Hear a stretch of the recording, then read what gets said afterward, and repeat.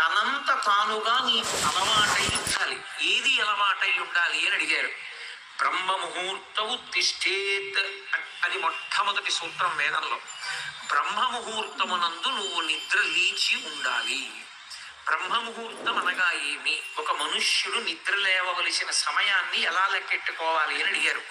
ప్రాతకాలమునందు నిద్రించి ఉండరాదు. ప్రాతకాలం అనగా ఏమి? ప్రాతకాలము ప్రదోషము అని రెండు మాటలు మనకి. ప్రాతకాలము అంటే సూర్యోదయం ఇన్ని గంటలకు అవుతోంది, అందుకు లెక్క కడతాడు ఋషి. పంచాంగము అని ఉంటుంది. తిథి, వార, నక్షత్ర, యోగ, కరణ ఐదింటిని చెప్తుంది కాబట్టి 5 అంగములతో ఉంటుంది కాబట్టి పంచాంగం. వాళ్ళు ఋతువుని బట్టి నెలని చెప్పి సూర్యోదయము సూర్యాస్తమయము రాస్తాడు. సూర్యోదయం ఇన్నింటికి అవుతుందో చెప్తాడు. సూర్యోదయం ఇన్నింటికి అవుతుందని పంచాంగంలో చెప్పబడిందో అక్కడి నుంచి 88 నిమిషముల ముందు నిద్ర లేవాలి. దానికి ప్రాతకాలం అని పేరు. 88 నిమిషముల కన్నా ముందు నిద్రపోయిన వాడెవరో వాడు అరుణ దర్శనం చెయ్యలేదు అని గుర్తు. అరుణ దర్శనము అంటే ఏమిటంటే, ఓ కారు వెళ్ళిపోతోంది అనుకోండి, ముందు లోపల కూర్చున్నవాడు కనపడతాడా, డ్రైవర్ కనపడతాడా? డ్రైవర్ కనపడతాడు.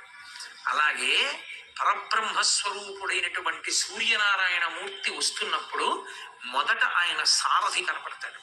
ఆయన సారథికి అరుణుడు అని పేరు. అరుణోదయము అంటారు. ముందు సారథి కనపడతాడు. అదే ఎర్రటి కాంతి, బింబం ఎర్రగా వస్తుంది. మొట్టమొదట ఆ సారథి దర్శనం చెయ్యాలి. ఓ అరుణోదయం అయిపోతోంది, వచ్చేస్తున్నాడు మా తండ్రి, అదిగో ఎర్రగా ముందు రథసారథి వస్తున్నాడు అని దర్శనం చేస్తే కనుక బంగారు కాంతులతో ఒక్కొద్ది క్షణాల్లో మారిపోతుంది. ఆదిత్య హృదయం చదివినంత సేపు పడుతుంది. పట్టి బంగారు కాంతుల్లోకి వస్తాడు. అప్పుడు పరమేశ్వరుడు జ్యోతి రూపుడై వస్తున్నాడు అని గుర్తు. నమ పూర్వాయ గిరయే పశ్చిమే గిరయే నమ, జ్యోతిర్గణానాం పతయే దినాధిపతయే నమ, జయాయ జయభద్రాయ హర్యశ్వాయ నమో నమ, నమ ఉగ్రాయ వీరాయ సారంగాయ నమో నమ, నమ పద్మ ప్రబోధాయ మార్తాండాయ నమో నమ, బ్రహ్మేశానాచ్యుతేశాయ సూర్యాయ ఆదిత్యవర్చసే అని రుద్రం ఎలా ఉభయతర నమస్కారాలు చేస్తుందో ఆదిత్య హృదయం ఉభయతర నమస్కారాలు చేస్తుంది. వచ్చేస్తున్నాడు బ్రహ్మ. ఆయన బ్రహ్మ విష్ణు శివాంశ సంభూతుడై వస్తున్నాడు పరమేశ్వరుడు. అందుకని 3 మూర్తులు కలిస్తే అసలు పరమేశ్వరుని యొక్క స్వరూపము కాంతి, అపారమైన కాంతి ముద్దయే ఈశ్వర స్వరూపం. దాన్ని మీరు తర్వాత ఏ పేరు పెట్టి పిలవండి, ఈశ్వరుడికి అభ్యంతరం లేదు. స బ్రహ్మ సశివ సహరి శ్రేంద స్వక్షర పరమస్వరాట్. మీరు ఏ పేరు పెట్టి పిలిచినా యథార్థమునకు ఆయన యొక్క స్వరూపము కాంతి ముద్ద. అందుకే తిక్కన గారు అంటాడు సూర్యనారాయణమూర్తి గురించి చెప్తూ, నీరజాకరములు నిష్ఠయై చేసిన భవ్యతపంబు ఫలమనంగా దినసముఖాకి నందిత చక్రయుగ్మకంబుల ఎనురాగంపు బ్రోవనంగా హరిహర బ్రహ్మ మహానుభావంబులొక్కటింగాగరగిన గట్టి ఎనగా అతుల వేదత్రయ లతికాచయము పెనుబొందన్ పుట్టెడు మూల కందమనగా అఖిల జగముల కందెర ఎగుచు జన సమాజ కరపుట హృదయ సరోజములకు ముకుళనంబును జృంభణంబును నర్చి భానుబింబంబు పూర్వాద్రిపై విలింగి అంటాడు.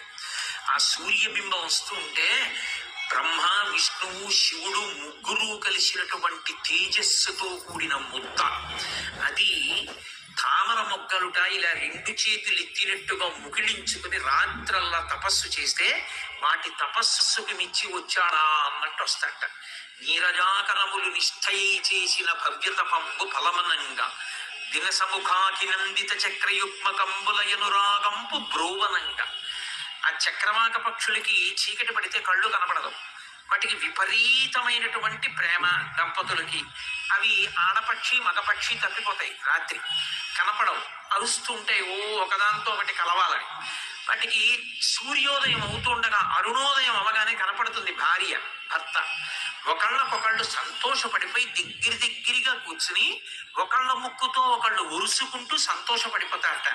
రాత్రల్లా భార్య కనపడలేదని భర్త, భర్త కనపడలేదని భార్య, చక్రవాక పక్షుల జంటలు మహానుభావా నువ్వు ఉదయించవయ్యా, మా దంపతులకు ఒకళ్ళం కనపడతామని ప్రార్థన చేస్తే వచ్చాడా అన్నట్టుగా వచ్చేట. చక్రయుగ్మకంబుల ఎనురాగంపు బ్రోవనంగా హరిహర బ్రహ్మ మహానుభావంబులో గట్టింకాగ కరగిన గట్టి అనగా బ్రహ్మగారిని విష్ణువుని పరమశివుణ్ణి కలిపి ఒక ముద్ద చేసేస్తే ఆ ముద్ద ఒక తేజ పుంజమైతే అదే సూర్యనారాయణమూర్తి. కాబట్టి కరగిన గట్టి అనగా అతుల వేదత్రయ లతికాచయము పెనుబొందన్ పుట్టెడు మూలకందమనగా, ఒక కందని తీసుకెళ్లి మట్టిలో పాతితే 3 వేపుల నుంచి 3 తీగలు పుట్టినట్టు వేదములనబడేటటువంటి తీగలు ఏ పరబ్రహ్మము నుండి పుట్టాయో ఆ పరబ్రహ్మం అనేటటువంటి ముద్ద చూడాలంటే నువ్వు సూర్యనారాయణమూర్తిని చూడాలి. కాబట్టి అతుల వేదత్రయ లతికాచయము పెనుబొందన్ పుట్టెడు మూల కందమనగా అఖిల జగముల కందెరయగుచు సమస్త ప్రపంచం యొక్క కళ్ళు తెరుచుకునేటట్టు చేస్తూ జన సమాజ కరపుట హృదయ సరోజములకు ముకుళనంబును జృంభణంబును నచ్చి, హృదయం అనేటటువంటి పద్మం విచ్చుకుంటుంది, చేతులు అనబడేటటువంటి సరోజములు ముడుచుకుంటాయి. ఆయన్ని చూడగానే ఇలా నమస్కారం చేస్తాం, హృదయ పద్మాలు ఇలా విచ్చుకుంటాయి.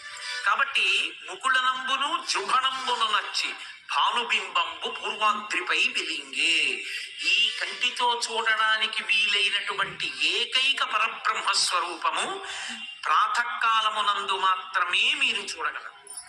అలా చూడడానికి వీలైన రీతిలో ఆయన వస్తూ ఉండగా పరబ్రహ్మమే వస్తున్నా కూడా ధిక్కరించి నిద్రపోయిన వాడెవరో వాడు కృతఘ్నుడు. వాడు అందుకని కృతఘ్నఘ్నాయ దేవాయ జ్యోతిషాం పతయే నమః